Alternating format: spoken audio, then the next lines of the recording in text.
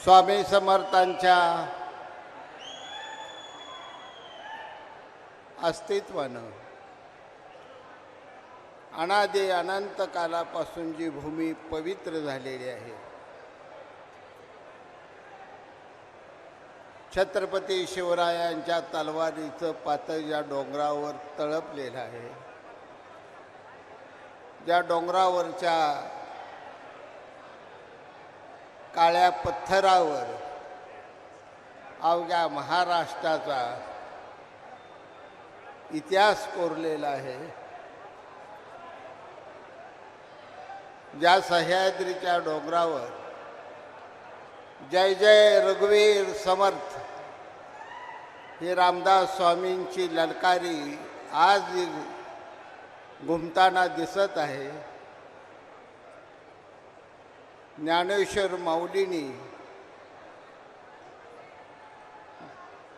ज्या डोंगराच्या कपाऱ्यात बसून समाधी घेतली, विठुरायाचा गजर आणि स्वतःच्या विणेच्या झंकारानं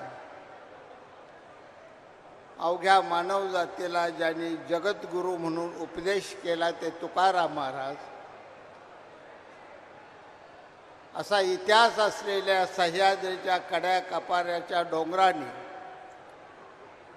एखाद्या आईनं मुलाला कुशीत घ्यावं आणि हळुवारपणे जतन करावं,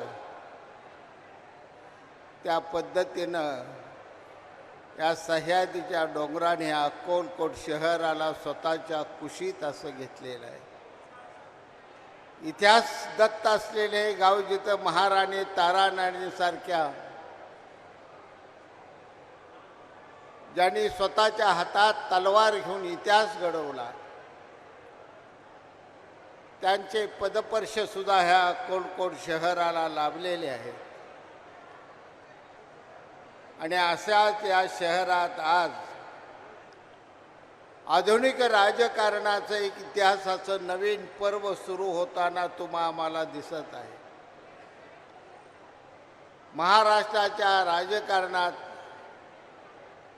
अनेक महान नेते निर्माण झाले, उद्याही भविष्यात होणार आहे, पण सर्वसामान्य जनतेच्या हृदयावर ज्यांनी स्वतःच्या कारभारातून स्वतःचं नाव कोरलेलं आहे, असे महाराष्ट्राचे माजी मुख्यमंत्री आणि सध्याचे उपमुख्यमंत्री एकनाथजी शिंदे साहेबांच्या नेतृत्वाला साथ देण्यासाठी तुम्ही सगळे आज या ठिकाणी जमा झाला। ही आवाज, ही ताकद आहे म्हेत्रे घराण्यांची। सिद्धाराम म्हेत्रे साहेब यांनी सोलापूर जिल्ह्याच्या राजकारणात स्वतःच्या कर्तृत्वाचा अनेक वेळा ठसा उमटवलेला आहे आणि त्यांचे वडील सातलिंगाप्पा म्हेत्रे यांनी या सोलापूर जिल्ह्याच्या राजकारणात शरदचंद्रजी पवार साहेबांच्या नेतृत्वाचा एक मोठा दबदबा निर्माण केलेला होता। अनेक वर्ष सिद्धाराम म्हेत्रे साहेबांनी आदरणीय सुशीलकुमार शिंदे साहेबांच्या नेतृत्वाखाली काम केलं आणि तुम्ही सर्वांनी ह्या काँग्रेस पक्षाच्या नेतृत्वाला मनापासून आजपर्यंत साथ दिलेली आहे। आणि आज हा विचाराचा एक वेगळा, मित्रांनो, नवीन रस्ता पकडून आपण सगळी सिद्धाराम म्हेत्रे साहेबांच्या नेतृत्वाखाली पुढं वाट चालत आहोत। ती महाराष्ट्राचे उपमुख्यमंत्री एकनाथ शिंदे साहेबांचे हात बळकट करण्यासाठी आपण पुढे निघालो।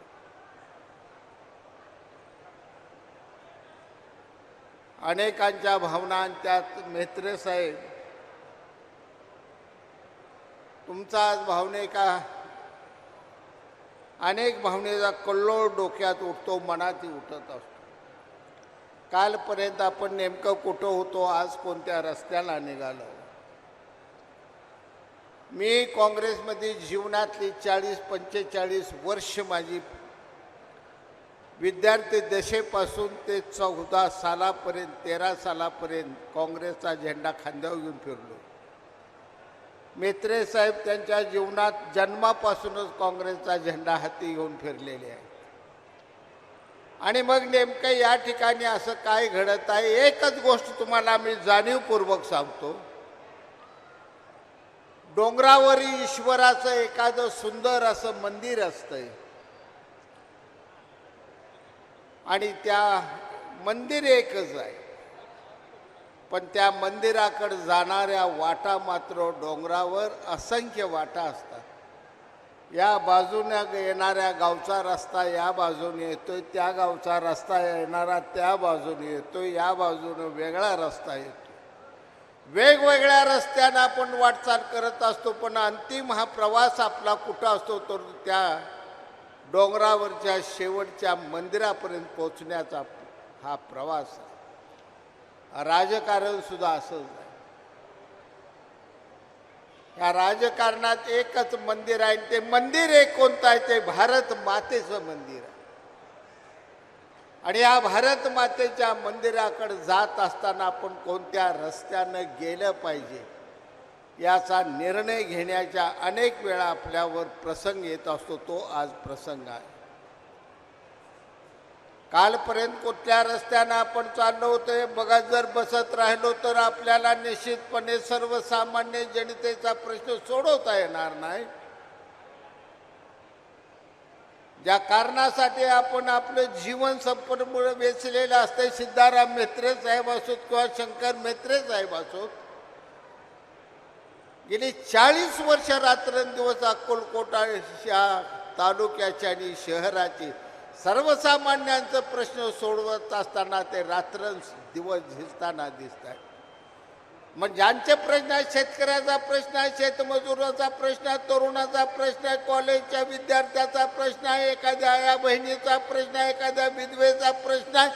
प्रश्न या ठिकाणी प्रत्येक समाजाच्या घटकाचा प्रश्न आहे. तो प्रश्न सोडवायचा असेल तर कोणत्या मार्गाने गेलं पाहिजे याचा निर्णय अक्कलकोट तालुक्याला घेण्याचा आता दिवस आला. आणि मनापासून मी या ठिकाणी सिद्धाराम म्हेत्रे साहेब यांचं अभिनंदन करतो की एकनाथ शिंदे साहेबांसारख्या एका मजबूत कणखर धुरंधर नेत्याचं नेतृत्व तुम्ही आज स्वीकारलं. तमाम जनतेच्या वतीनं आणि महाराष्ट्रातील तमाम शिवसैनिकाच्या वतीनं मनापासून आम्ही तुमचं या ठिकाणी स्वागत करतो. मित्र, एक व्यक्ती आली, एक नेतृत्व आम्हाला मिळालं. या जिल्ह्याला एक कर्तृत्वानं आज सिद्धाराम म्हेत्रे साहेबांच्या रूपाने एक नवीन नेतृत्व शिवसेनेला मिळणार. साहेब निघालेले आहेत. मनापासून साहेबांचा फोन आला, मी बसलो होतो शेजारी आणि शशी जाधव आणि रेपाळे साहेब हे संपर्कात होते साहेबांच्या. त्यावेळी साहेबांनी एकच वाक्य सिद्धाराम म्हेत्रे साहेब तुमच्यासाठी उच्चारलं. रात्रीचे मला 12 वाजून मी एसटीनं सुद्धा शेवटी येईल, 50 माणसं असली चालतील, पण आज सिद्धाराम म्हेत्रेचा प्रवेश केल्याशिवाय मी राहणार नाही. एवढा मोठा सहकार्य आज शिवसेनेत मला मिळत असताना मी कोणताही आळस करणार नाही. कामाला लागा, सभा चालू ठेवा, प्रत्येकाला बोलायला लावा, माझी वाट पहा. एकनाथ शिंदे अक्कलकोटच्या स्वामी समर्थाच्या दर्शनाला आणि सिद्धाराम म्हेत्रेंच्या प्रवेशाला आल्याशिवाय राहणार नाही, हे वाक्य त्यांचं फोनवरनं आलं. हीच सिद्धाराम म्हेत्रे साहेबांची ताकद आपल्यातून आम्हाला लक्षात येते.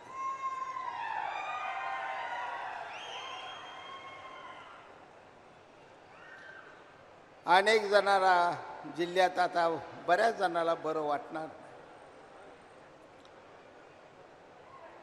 आणि म्हेत्रे साहेब तुम्ही आणि मी जवळजवळ राजकारणातले आम्ही दोघं सक्का भाव असल्यासारखं आहे.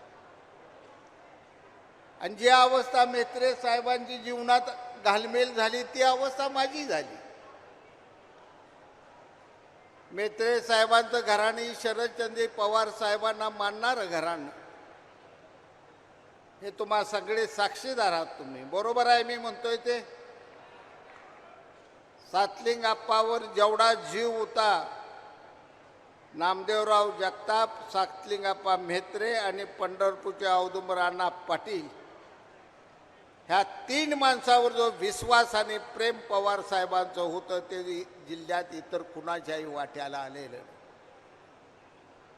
दुसऱ्या बाजूला म्हेत्रे साहेबांनी पवार साहेबांचं मन जपत जपत सुशीलकुमार शिंदे साहेबांचं नेतृत्व केलं. माझी अवस्था तीच झाली. एका बाजूला पवार साहेबांची पाय धरत धरत हळू शिंदे साहेबाला तो सोडायचं नाही. ह्याला धरलं तर त्याला राग, त्याला धरलं ह्याला राग, दोघाला गोड बोलत बोलत 30-25 वर्ष आम्ही दोघांनी काम केलं. परंतु ज्यावेळी मी 13 सालाला शिवसेनेत आलो, 14ची निवडणूक लढवली. तुम्ही गणित मांडत असाल आता की आता शिवसेनेत गेल्यावर कसं होणार, काँग्रेसची कुठली मतं येणार, कुठली मतं जाणार, काय होईल काय नाही, आमका समाज काय करेल, तमका समाज काय करेल. काय गणित मांडू नका यातलं. सगळी देशातली गणितं बिघडून गेलेली आहे. ते कुठं गणित करत तुम्ही आता बसायला लागलाय. काश्मीरपासून भगवा झेंडा सुटलाय ते कन्याकुमारीला गेलाय, गुजरातमधनं आलाय ते बंगालला गेलाय. तुम्ही आम्ही कुठं बाकीचं काय मोजून आता चालणार आहे, बेरजा करत बसणार आहे तुम्ही. आम्ही 1100 मतं होती शिवसेनेला.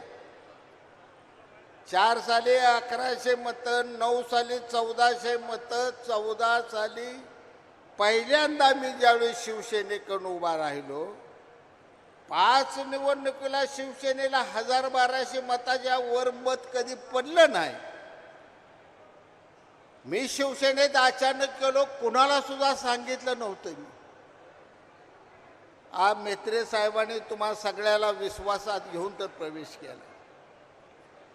मी एकटाच मुंबईत गेलो, शिवसेनेत प्रवेश करून परत आलो. तालुक्यात सांगितले मी गेलोय, तुम्हाला येत असं यानंतर राहू द्या तिकडे. म्हणलं मी गेलो आता. मग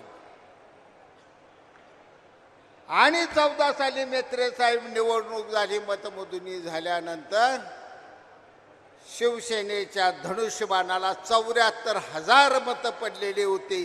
एक मत कमी पडलं नाही. काँग्रेसमध्ये मी 70च्या वर जात नव्हतो. शिवसेनेत गेल्यावर 74,000 मी गेलो. माझी लढाई कुणाबरोबर? गणपतराव देशमुखाबरोबर. ज्या माणसाला महाराष्ट्र थरथर कापायचा त्यासमोर मी लढाई खेळायला उभा, तरी मला शिवसेनेनं 74,000 मतं पडले होते. हा विचार शिवसेनेचा आहे. तो जात पात धर्म न मानता हिंदू हृदय सम्राट बाळासाहेब ठाकरेंनी सांगितलेली एकच शिकवण आहे, 80% समाजकारण करा आणि 20% राजकारण करा. समाजाचं जर प्रामाणिकपणानं आपल्याला प्रश्न सोडवायचा आहे, आलेल्या दारातल्या माणसाचं सुखदुःख वाटून घ्यायचं आहे, त्यासाठी राजकारणाचा निश्चितपणानं रस्ता चांगला लागतो. आणि आज महाराष्ट्राच्या राजकारणात एकनाथजी शिंदे साहेबांच्या नेतृत्वाखालचा शिवसेनेचा रस्ता हा निश्चितपणानं गोरगरिबाचे प्रश्न सोडवणारा रस्ता आहे. मित्र, गेल्या 2.5 वर्षाचा कारभार तुम्हा सगळ्याला आठवत असेल. काय राज्यात आपण पाहिलं. आम्ही गुवाहाटीला गेलो.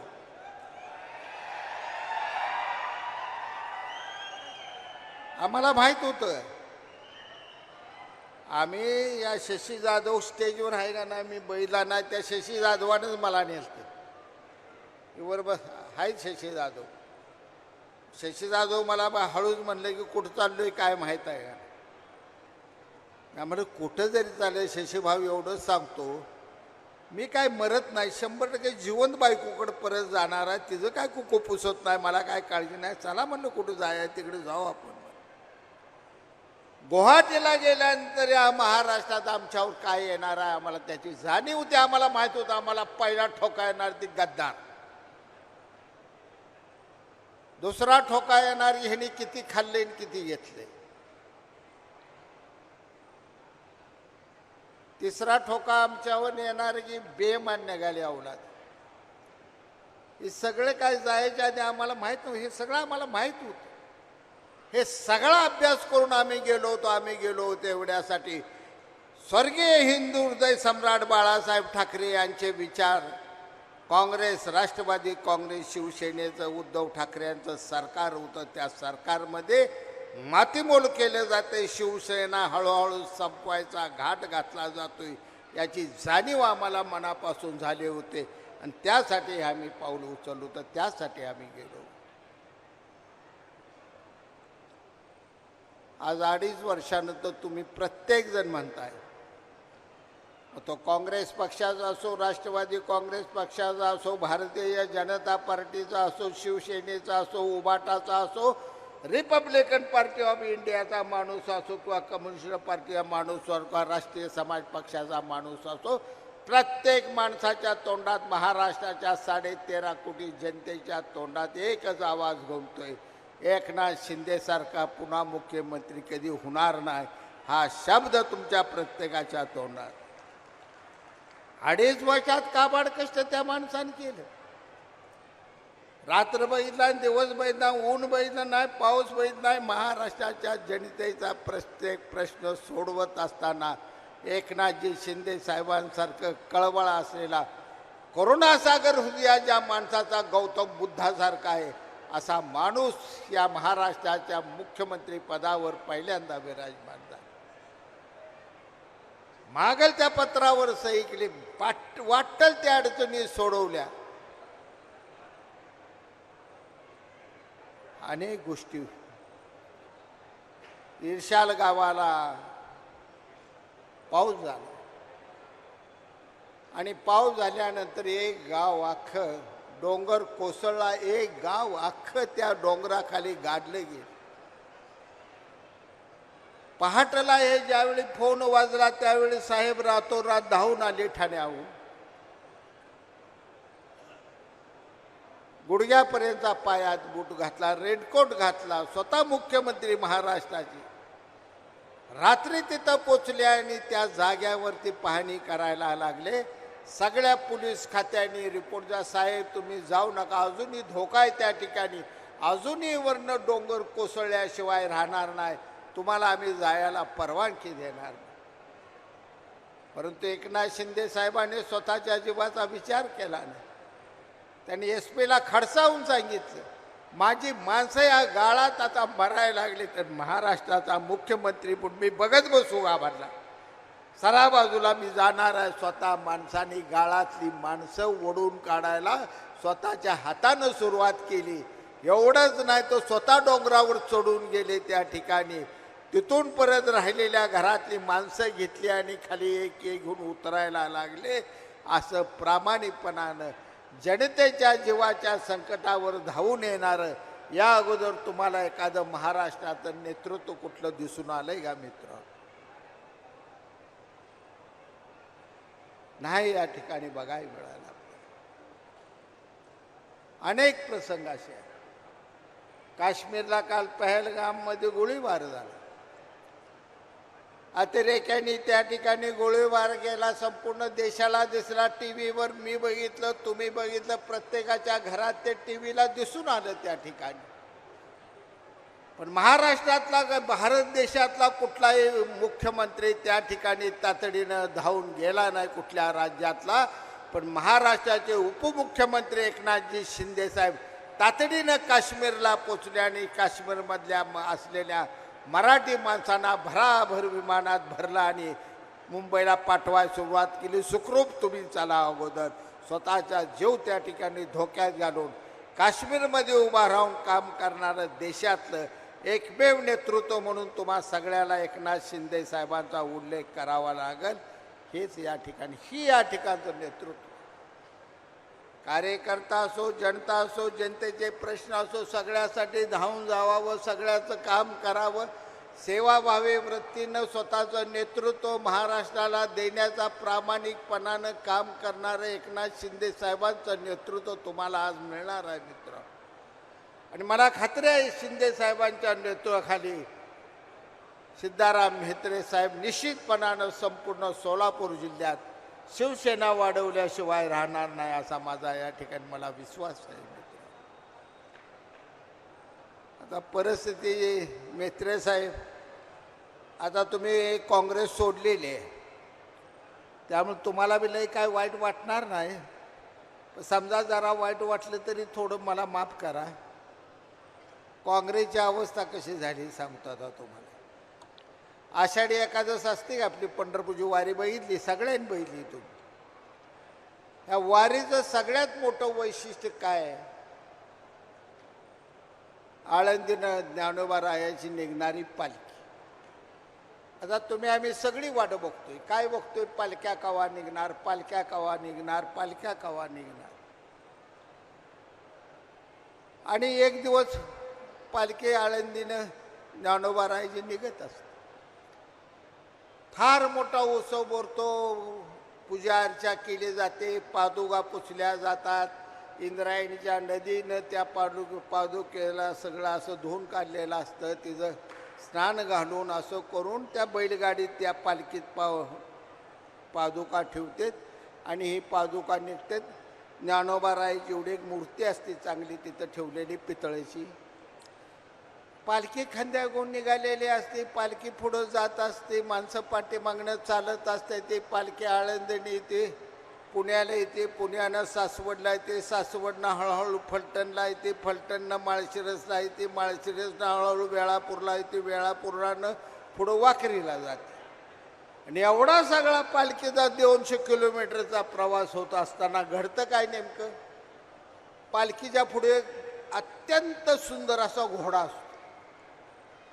घोड्याला सजवलेलं असतं, दागिनं घातलेला असतं, त्याला झूल घातलेली असते, त्याला घोडा पुढं चाललेला असतो, घोड्यामागनं पालखी चाललेली असते. एक गाव, दुसरं गाव, दुसरं गाव, तिसरं गाव, प्रवास चालू असतो.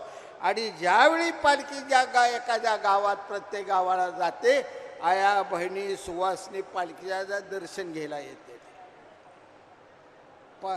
काकला कळशी असते, पूजेचं ताट असते हातात.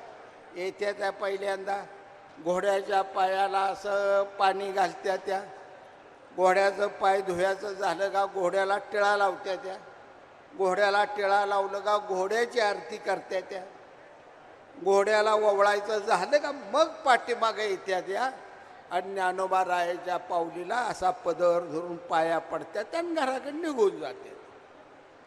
असं करता करता लाखभर बायकांनी त्या घोड्याला ओवाळलेला असते. पंढरपूरला येईपर्यंत घोडं असं गर्वानं फुगून जातंय. हे म्हणते त्या पालखीत बिलकीत काय राखणार, कुठल्या ज्ञानोबा रायाने त्याच्या पादुका बिदुका काढल्या, खरा देव मी आहे म्हणते. कसं मला पुजलंय, माझी आरती कशी होती, त्याचं काय भाग, नुसत्या पाया पडत्या त्या निघून जाते. घोड्याला गर्व होतो. झालं एखादं संपती, गोपाळकाला जातोय, गोपाळकाला झाला का 2 पोरं एक टांगा घेऊन येत्या. ती घोड्याचं सगळं पहिल्यांदा डाग पटा पटा पटा पटा काढून घेते. ती एका पोत्यात भरते, ती पोतं बांधते, ती टांग्यात टाकते, ती घोड्याचा कान धरते, ती टांग्याला झुकते, ती लगाम लावून चल म्हणते. ती घोडं काय हलत नाही. ती चापकाचा काडा गाजलेला घोडं पुढं चालायला. सपासप सपासप चाबाक बसलं का मग घोडं बता लागला. मी काय देव नव्हतो रे, देव खरं ज्ञानोबा महाराजाच्या पालखीत होता. आताही मला सपासप चाबा खायला लागतात, ते करायचं. काँग्रेस पक्षाची अवस्था. काँग्रेस पक्षाच्या पाठीमागे दिंडी होती, त्या दिंडीला वळवत होती. काँग्रेस पक्ष घोड्यासारखा पुढे चालल्यासारखा चालला होता. त्यानं पाठीमागे जनतेच्या पालखीकडे बघितलं नाही. घोडं पुरं गर्वानं जात राहिलं, पालखी मागं देवाची तशी जनतेची राहिली. आणि आज एक दिवस असा आला की मला सिद्धाराम म्हेत्रेलाच काँग्रेसचे आमचे नेते जिल्ह्यातले कुठं आहे ती शोधायची वेळ आली. शिवसेनेत जाऊन मला 13 साली गेलो. अजूनही एक बी काँग्रेसचा नेता मला आडवा कुठं भेटला नाही. अचानक काय नेते सगळे गायब झाले. नेते एका बाजूला गायब झालो, कुठं गेले कळलं नाही, दुसऱ्या बाजूला आम्हाला शिवसेनेची वाट धरण्याची वेळ सिद्धाराम म्हेत्रेवर माझ्यावर आली. ते एवढ्यासाठी आली की स्वर्गीय यशवंतरावजी चव्हाण साहेबांनी त्यांच्या युगांतर पुस्तकात सांगितलेलं आहे, जनतेची सेवा तुम्हाला प्रामाणिकपणे करायची असेल तर सत्तेच्या गदीपर्यंत तुमची गोटी हलवू नका. सत्ता ज्या बाजूला आहे त्या बाजूला तुम्हाला जनतेची सेवा करता येईल याचं गणित मांडून राजकारण करा. हे गणित सूत्र आम्हाला यापुढे धरावं लागणार. आणि या सूत्रानं पुढे जाण्यासाठी काँग्रेस पक्षाची आवाज ती पालखी परत चाललेली अवस्था आहे. आणि शिवसेना भाजपची अवस्था आहे ही पालखी आळंदीनं पंढरपूरला चाललेली अवस्था. परत जाणाऱ्या पालखीच्या मागं कोण जात नसतं मित्रांनो. येणाऱ्या पालखीच्या मागं मात्र लाखोचा जनसमुदाय असतो.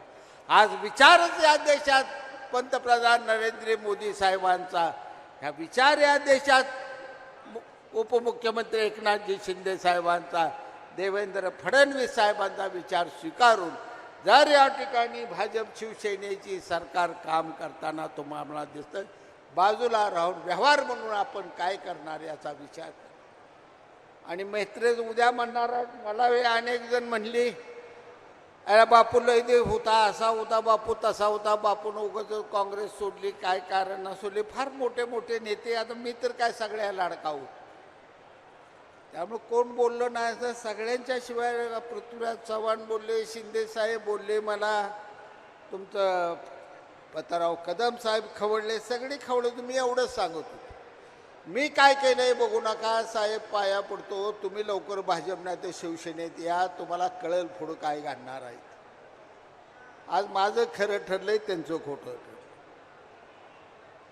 विषय या ठिकाणी मांडत असताना मी तुम्हाला एवढं सांगतो की आम्ही एका अशा पक्षाचा रस्ता आम्ही आज धरलेला आहे, जो पक्ष या महाराष्ट्राच्या आणि मराठी मातीची, मराठी भाषेची, मराठी जनतेची हृदयापासून ज्या माणसानं सेवा केली, ज्या माणसानं भगवा झेंडा हातात घेऊन फक्त 10 माणसात शिवसेना पहिली शाखा केली, 10 माणसं,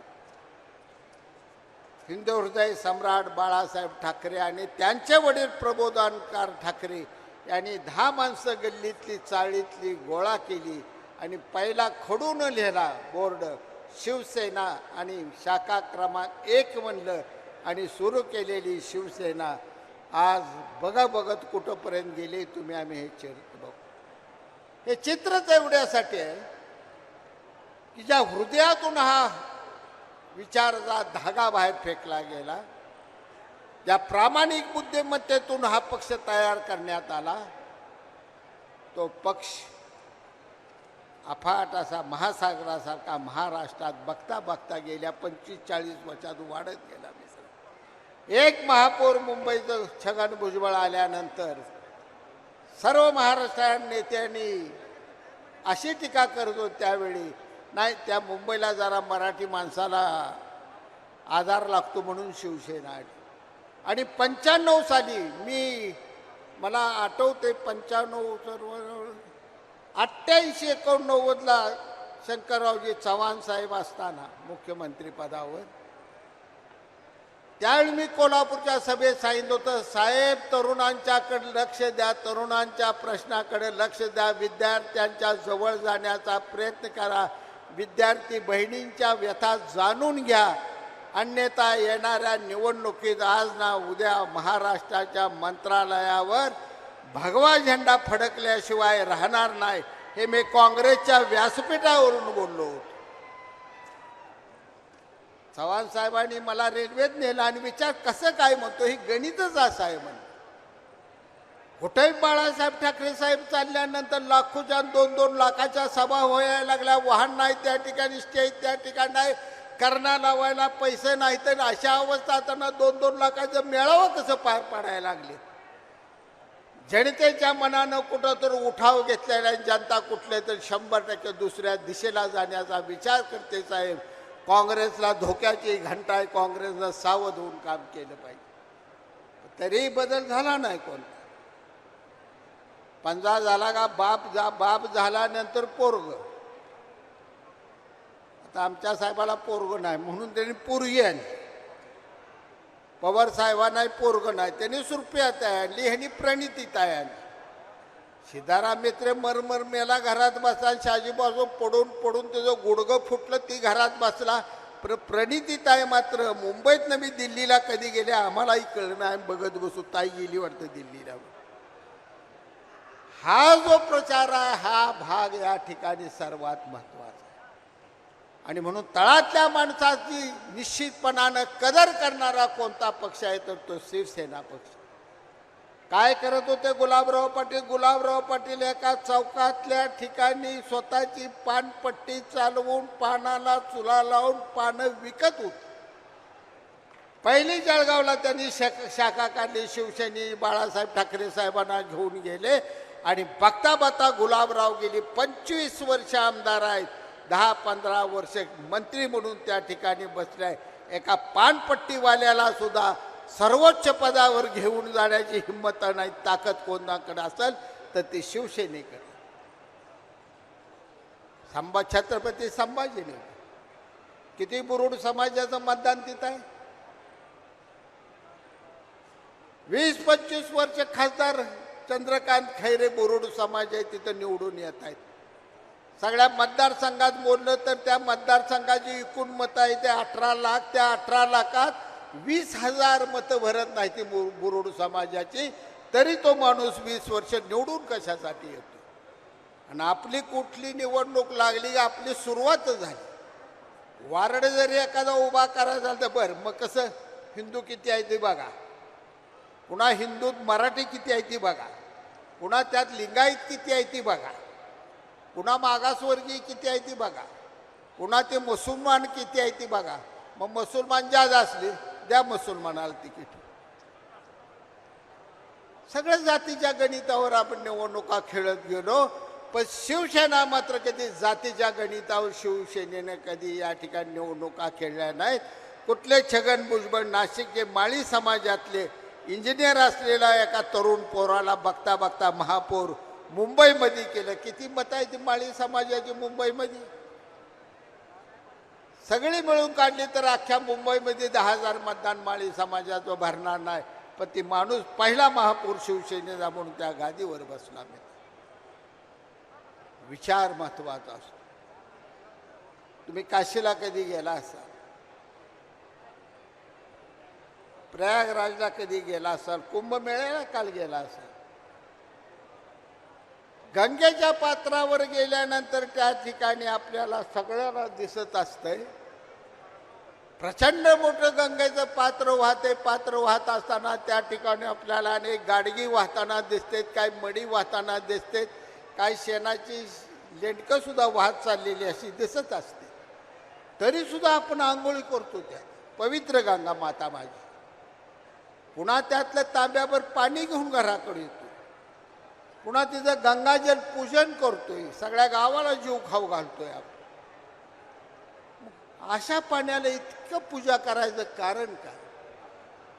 कारण अयोध्यात गुंतलेलं नाही, कारण गंगा सागराच्या कलकत्त्यात गुंतलेलं नाही, कारण कुठेही मध्ये आधी गुंतलेलं नाही.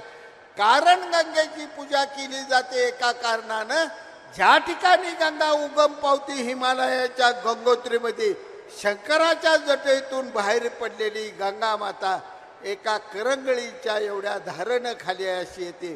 पाऊस पडला तर करंगळी एवढाच तिचा आकार असतो, बर्फ वितळलं तरी ती करंगळी एवढीच असते, आणि ऊन पडलं तरी ती करंगळी एवढीच असते. तिच्या त्या आकारात गंगोत्रीत कधी बदल झालेला कुणाला बघायला मिळाला. आणि ही भावना तुमच्या माझ्या मनातली आहे की माझी गंगा आहे, ती गंगा माझी शंकराच्या जटेत मिळाली. भगीरथानं तिला स्वतःच्या पराक्रमानं शंकराच्या जटेतून बाहेर काढले आणि आम्हाला जीवन जगण्यासाठी जीवनदायिनी आमची ते आहे म्हणून इथं आली आहे. या भावनेनं आपण संपूर्ण भारत देश तिच्या पाया पडताना तिची पूजा करताना, नरेंद्र मोदींनी तर किती वेळा तिची पूजा केली. पूजा करताना आपण शिवसेना पक्ष असा पक्ष, तो अफाट तुम्हाला पसरलेला चौफेर दिसेल. थोडीशी शिस्त इतर पक्षापेक्षा आमची कमी असेल.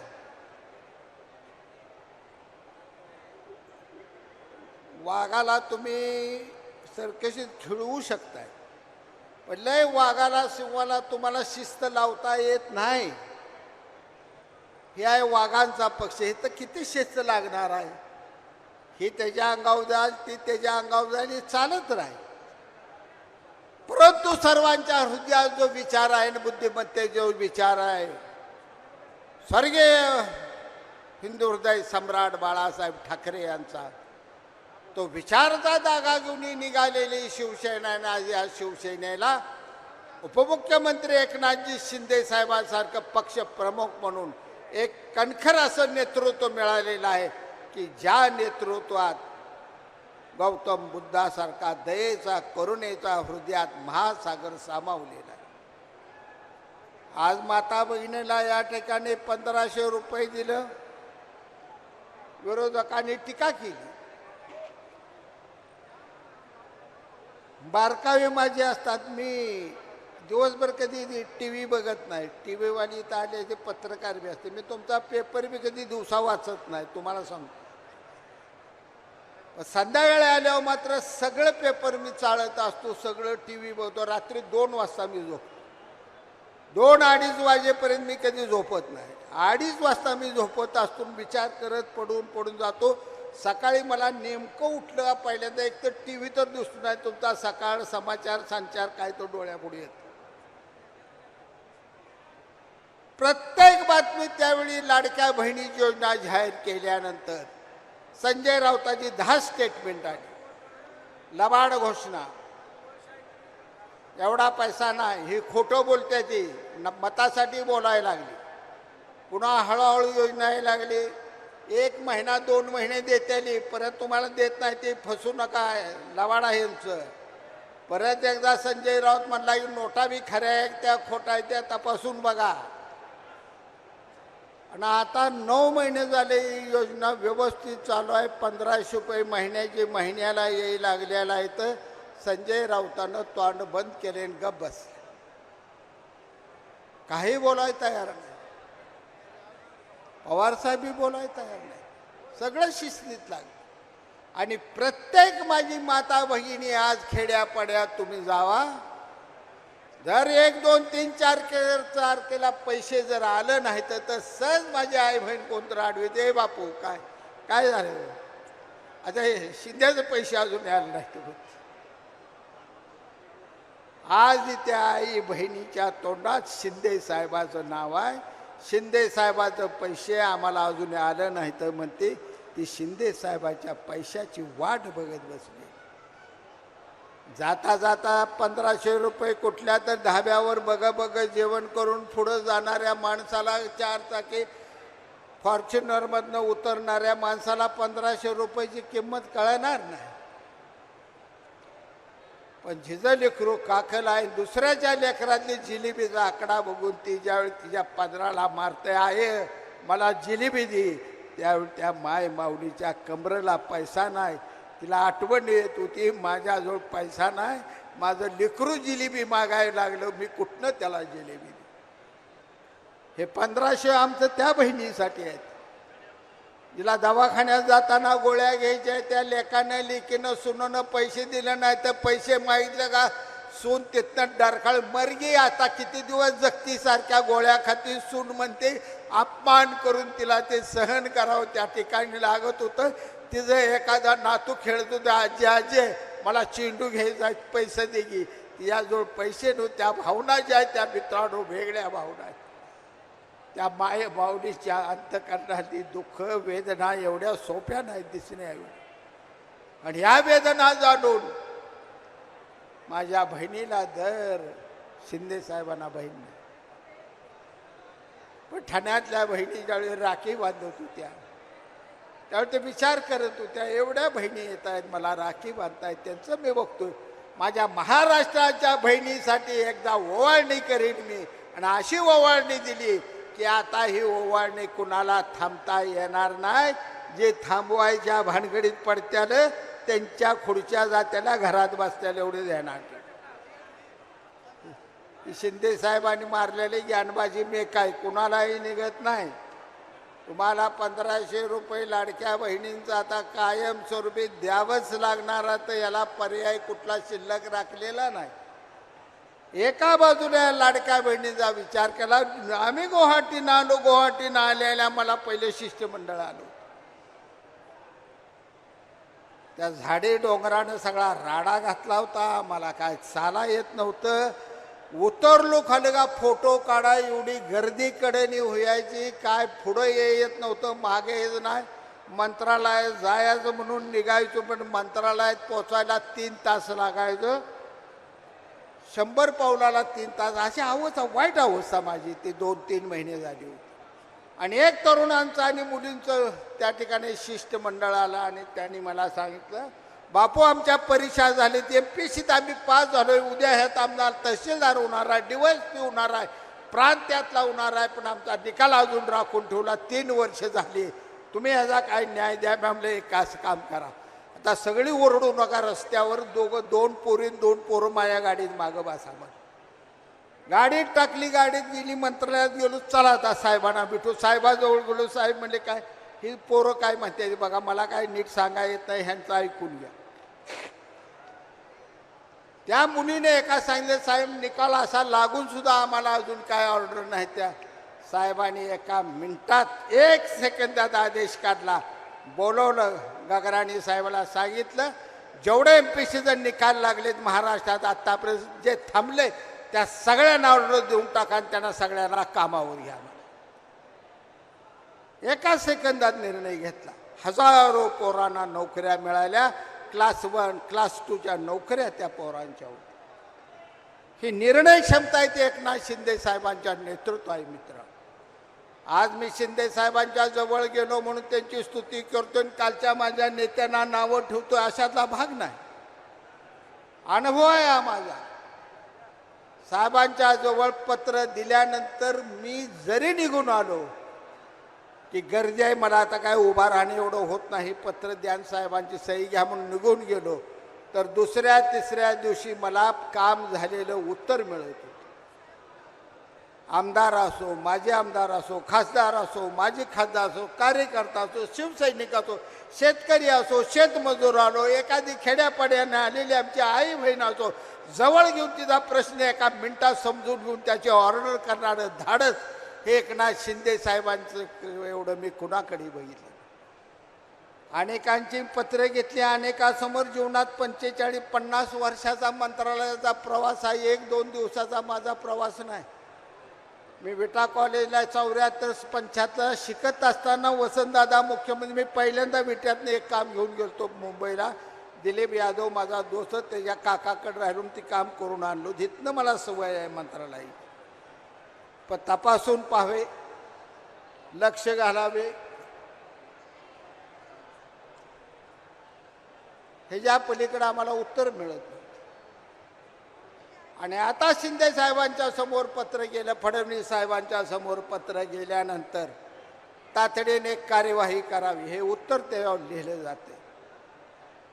आणि म्हणून गती 5,500 कोटी रुपयेचा मी निधी आणला 2.5 वर्षात. एक 300 कोटीचा असेल पहिल्या 2.5 वर्षात, पण 5,200 कोटीचा निधी नुसतं एका 2.5 वर्षात मी घेऊन आलो.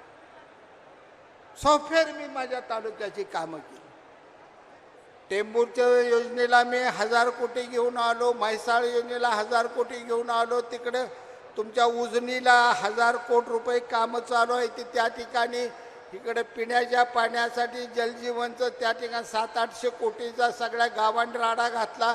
वाडी वस्त्या राखल्या नाही त्या. काल मी गुलाबराव पाटलांकडे गेलो होतो, त्या ठिकाणी त्यावेळी गुलाबराव माझ्याकडे बघत होते. मी सांगितलं गिरडी एका गावाला तुम्ही 4 कोटी रुपये मंजूर केलेला आहे, तर तेवढ्यात भागत नाही, मला 18 कोटी रुपये लागणार आहे, तर माझं काम होणार.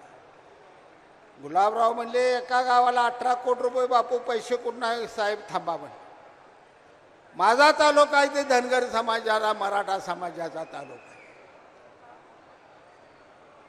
लोणारे आहेत, हाटकर आहेत, मागासवर्गीय. गावात लोकसंख्या जर त्या गावची 10,000 असेल तर गावात फक्त 2,000 माणसं राहते ती. आणि गावाच्या चौपेरकडं 1500 10 वाड्या आहेत एका गावाच्याकडे. गावातल्या 2000 माणसाला तुम्ही पाणी प्यायला देणार आणि मोदींची घोषणा आहे हर घर हर जल ही योजना या ठिकाणी राबवली जात नाही. सगळ्या वाड्या वस्त्याला पाणी द्यायचं असेल तर 18 कोटी रुपये लागतात. गुलाबराव पाटलांनी 18 कोटी रुपये मंजूर केले आणि पुण्याला पत्र आले. पहिला आमची सरकार जी होती ती म्हणा बरं ठीक आहे बघू करू, मी अधिकाऱ्याला सांगतो, मग ती तपासून येईल, त्याचा अहवाल आल्यावर मी पैसे देतो. गुलाबरावने अहवाल बिवान नाही, किती वाड्या हे असं आहे म्हणे, बघा तुम्ही पैसे मंजूर.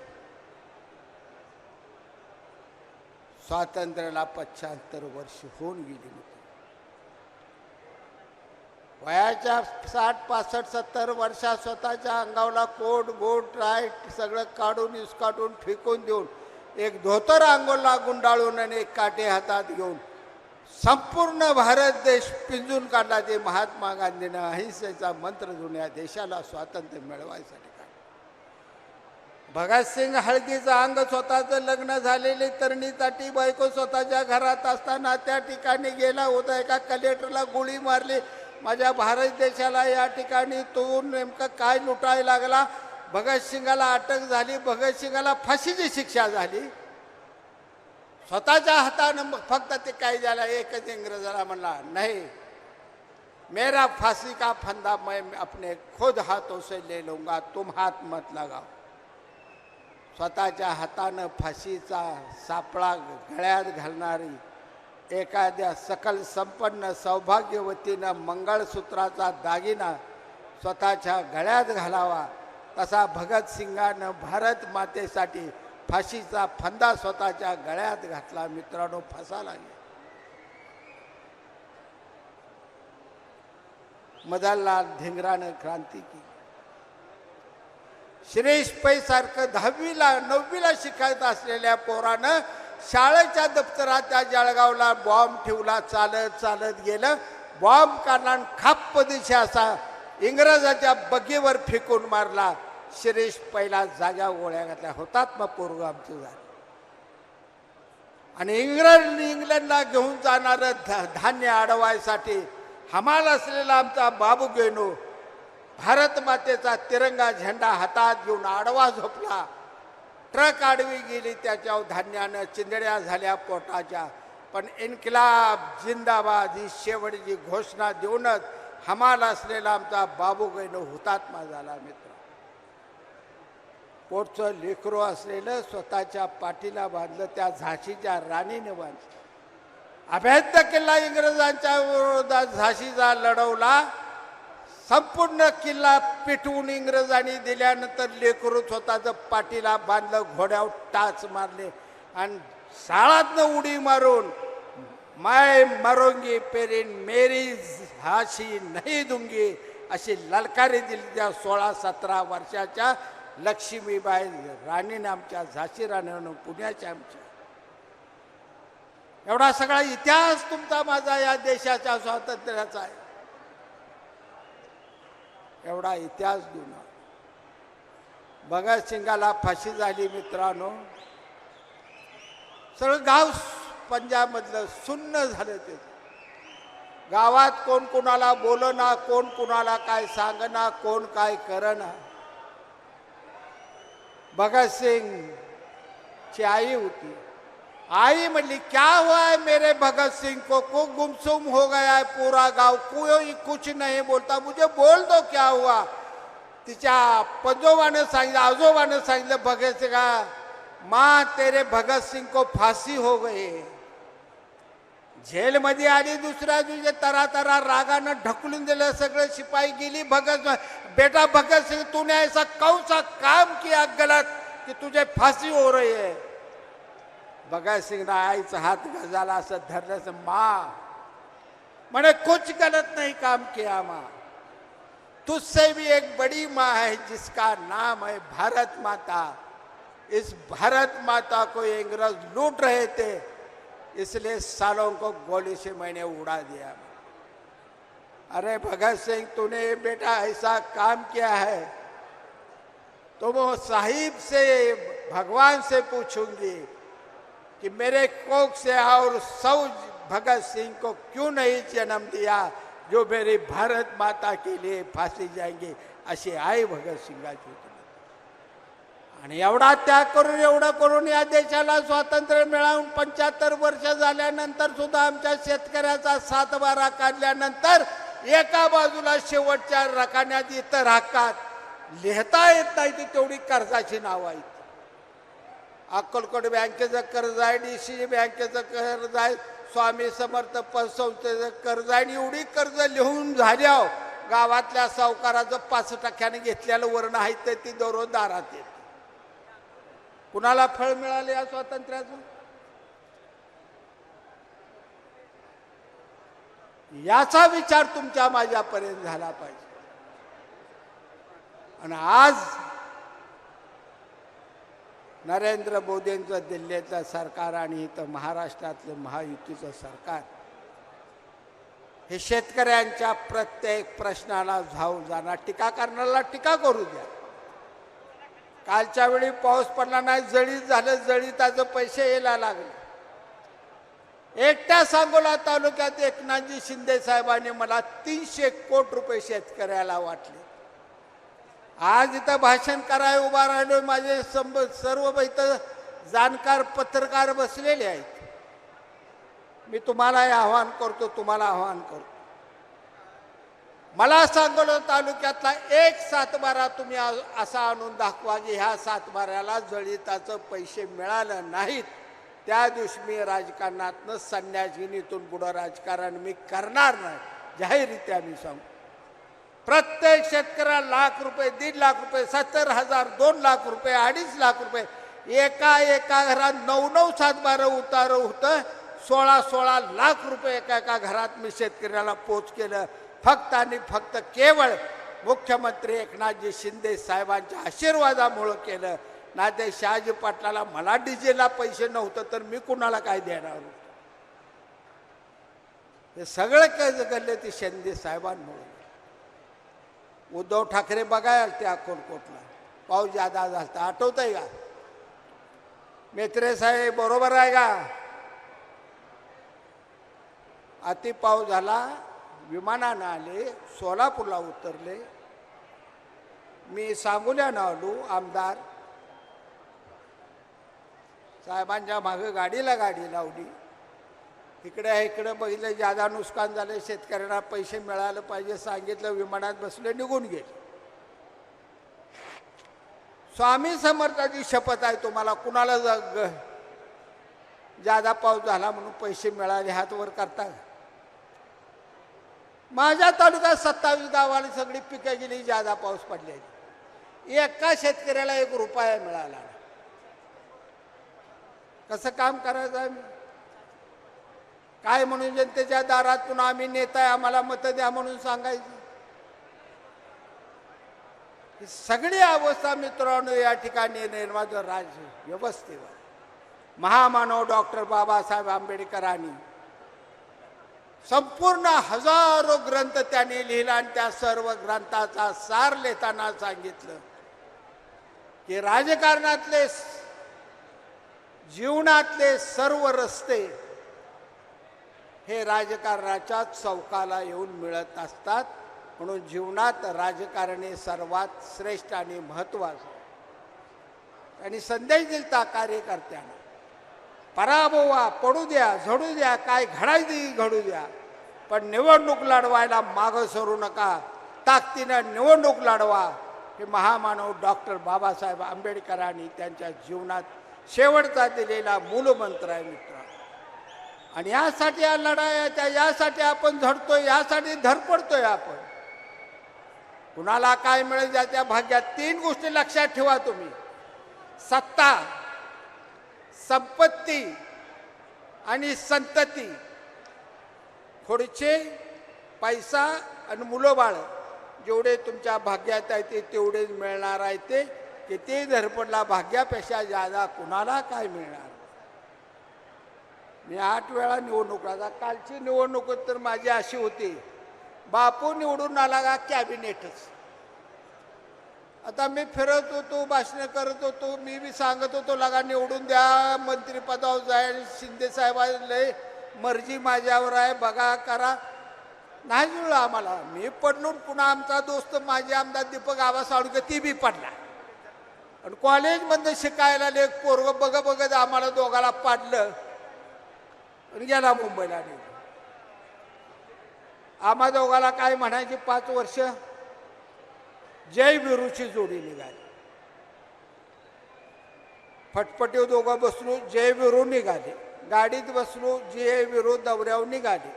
कुठं कार्यक्रमात दिसलो, पोरं फोटो करायची, जय विरू स्टेजवर दिसते. 5 वाजता जय विरू जय विरू जय विरू गेलो. मला काळजाला धस होत होती. मी एकदा दीपक आबाला म्हणला, आयला आबा ही जय विरू काय बरोबर नाही गाड्या म्हणला. काय झालं म्हणला, चांगलं पोरं टाकते. आयला त्यात म्हणलं ती शेवटी जय मर्तन विरू एकटा जिता राहतोय, आपल्यात असं बिसं दोघात होतं का शेवटी, बघ म्हणलं काय. आता मी म्हणलं होतं एक मरल मी पडल, आबा तर पडेल किंवा मी पडेल. पण गणित असं झालं की कालच्या विधानसभेला जयवी धारातीर्थी पडला, विरोबी धारातीर्थी पडला. आणि ते बाबासाहेब देशमुखनं टांग्यात बसंती घातली, आमदारकीची गेला मुंबईला निघून. चल धरणो हट म्हणला, मुंबई घातली. आता आम्ही दोघं तिथंच बसलो. आला का म्हटलं तुला सांगत होतो उभा राहू नको. ते म्हणा कळत नव्हतं का मोठा होता वया एवढ्या वेळ मला द्यायचं होतं. आता नाशिवाय जो आबा भागत चल म्हणलं कुठतं लोणावळा खंडाळा पन्हाळा बेटाळा बघूही 4 दिवस लागा. आता लय वाईट घडली. जीवनात काय मिळणार आहे आणि काय मिळणार आहे तुमचं लिखित आहे, ते सटवीनं लिहिलेलं तुमच्या कपाळावलं आहे, ते कोण पुसू शकत नाही मित्र. परंतु सटवीनं लिहिलेलं कपाळावचं मोजत असताना त्याच वेळी तुमच्या हाताला मनगटाला रेषा दिलेल्या आहे. त्या इथं सुद्धा भविष्याच्या 3 रेगा भगवंतानं दिलेल्या आहे. त्या मनगटात असं न्याटानं मनगटानं अशा पद्धतीनं तुम्ही करतो तो दाखला. सटवाईनं लिहिलेल्या तुमच्या रेषा सुद्धा पुसून जातील आणि कर्तृत्वानं तुम्ही अशी वाटचाल करत राहा. एका डोंगरावर महाबळेश्वरला शेती करणारं शेतकऱ्याचं पोरग तरण्यापणी शेती केली, हायस्कूल सोडलं, तिथनं आलं जगायसाठी कुठं ठाण्याला रिक्षा चालवायचा. त्या ठिकाणी व्यवसाय घेतला, रिक्षाला भाडं नीट मिळवला. एका मिलमध्ये कामगार म्हणून काम केलं. कामगार करता करता आनंद दिघे साहेबांच्या नजरेला आलं. पहिल्यांदा नगरसेवक म्हणून निवडून आलं. नगरसेवक झाल्या झाल्या झटक्यानं आमदार बी झाला. आमदार झाल्यावर मंत्री बी झालं. मंत्री झाल्यावर मुख्यमंत्री बी झालं. एवढा मोठा या ठिकाणचा अनेक मित्रांनो एकनाथ शिंदे साहेबांनी त्यांच्या जीवनात कर्तृत्वानं कोरलेलं आहे. आणि आज हे कर्तृत्ववान नेतृत्व तुम्हा सगळ्याला या ठिकाणी लाभलेलं आहे. त्या नेत्याच्या आज आधाराखाली तुम्ही आम्ही काम करणार. हा वटवृक्ष आहे. स्वामी समर्थ जसे वटवृक्षाच्या खाली बसलेले आहेत आणि भेऊ नको मी तुझ्या पाठीशी आहे म्हणते, तसा एकनाथ शिंदेचा राजकारणाचा वटवृक्ष आहे. फक्त उभा राहून सांगते भेऊ नको बापू मी तुझ्या पाठीशी आहे. असं हिंमतवान ताकदवान नेतृत्व आज सिद्धाराम म्हेत्रे साहेबांना ह्या रूपानं मिळालं आहे. मित्रांनो मला बोलाय सांगितलंय साहेब येईपर्यंत तुम्ही वरडायला लागलाय. मी बोलू का थांबू मलाच काय कळेल. बोलायचं म्हणलं तर दिवस उगवेपर्यंत बोलत राहायला, उठायचं नाही एवढं ध्यानात ठेवा. दिवस उगवला तर चालू राहिली. लई मटेरियल या खजिन्यात आहे पण सांगाय कुठं वेळच मिळत नाही. 10 मिनिटात उरकाय लागते. एखादी लहान बाळ जन्माला येते. एक सुंदर मुलगी एका घरात जन्माला. आई वडील बरी होती परिस्थिती आणि बाळ एवढं देखणं जन्माला आलं की आई वडिलाला शेजाऱ्या पाजाऱ्या तिचं कौतुक व्हायला. बघता बघता पाळण्यातनं रांगायला लागता मोठं झालं. मोठं झाल्या 15-16 वर्षाची ती तरुणी बनली. त्या ठिकाणी हिरवागार तिच्या अंगावर शालू नेसवलेला, 5-25 तोळ्याचा कोल्हापुरी साज घातलेला, नाकात नथ घातले, हे त्या माझ्या लहान मुलीचं, माझ्या भगिनीचं सौंदर्य सगळं गाव बघत होतं. पण त्यावेळी त्या गावचा मास्तर म्हणला, अगं वंदा, तू देखणी आहे, हिरवा शालू नेसली, दागदागिने घातल्या, पण लेकरा तुझ्या गळ्यात मंगळसूत्राचा पवित्र दागिना आणि कपाळावर लाल कुंकू येत नाही, तोपर्यंत तुझा हा साज शोभून दिसणार नाही. तसा महाराष्ट्राच्या राजकारणात अभिमानाचा, स्वाभिमानाचा कुंकवाचा टिळा आहे ते एकनाथ शिंदे आहे, आणि कर्तृत्वाचं मंगळसूत्र आहे ते देवेंद्र फडणवीस आहे. ही माणसाशी कर्तृत्वाने या ठिकाणी महाराष्ट्रात निघालेली आहेत. पुन्हा इथं वांदव होईल की अजितदादाचं काय बोलणं नाही. सौभाग्याचा चुडा, पाटल्या, बागड्या सगळ्या अजितदादाच्या हातात आहेत, त्या तिजोरीची किल्ली अजितदादाच्या हातात आहे. ही त्रिसूत्री चांगलं मित्रांनो या ठिकाणी काम करते, महाराष्ट्राचे प्रश्न सोडवत पुढे निघाले. मेत्रे साहेब, या ठिकाणी आम्ही शुभेच्छा द्याल, आशीर्वाद देण्या एवढं आम्ही मोठं नाही. तुम्ही मी एका वयाचे आहोत, आम्ही दोघांनी एकत्र काम केले.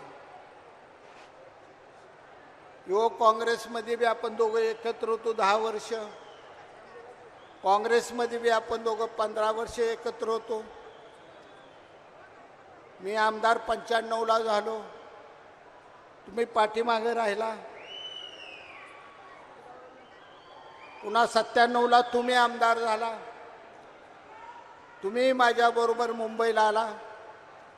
परत 99ला निवडणूक झाली, 2004ला झाली. मेत्रे साहेब 2-3दा निवडून आलं, मी 7-8 वेळा पडलो, मला काय तिथं गावलं नाही. मेत्रे साहेब गृहमंत्री बी झाले, काँग्रेस कमिटीचे अध्यक्ष बी झाले. एवढा मोठा या ठिकाणी त्यांनी जीवनात निर्णय घेतल्यानंतर मेत्रे साहेबांनी आज निर्णय घेतला, तो शिवसेनेचा निर्णय घेतला. आणि हा निर्णय भविष्यात मेत्रे साहेब निश्चितपणानं तुम्हाला भविष्याच्या काळात काँग्रेसनं तुम्हाला राज्यमंत्री दिलं, पण शिवसेना तुम्हाला कॅबिनेट मंत्री केल्याशिवाय राहणार नाही, हा 100% मी विश्वास देतो. आणि यापुढं आपण दोघं मिळून खांद्याला खांदा लावून शिवसेना या जिल्ह्यात वाढवूया, एवढा विश्वास व्यक्त करतो आणि माझं भाषण संपवतो. तुम्ही लय स्वतःला हुशार समजू नका. तुम्ही वरडल्या ओळखलं, बापू थांब आता, कटाळा जा, म्हणून मी थांबतोय. तुम्ही कटाळा, पण मी कटाळलो नाही. पैज मी जिंकलेले आहे, तुम्ही सगळे हरलेले आहे, एवढं कबूल करा.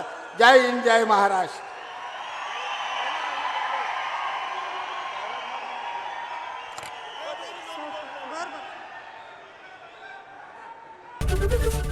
एबीपी माझा, उघडा डोळे बघा नीट.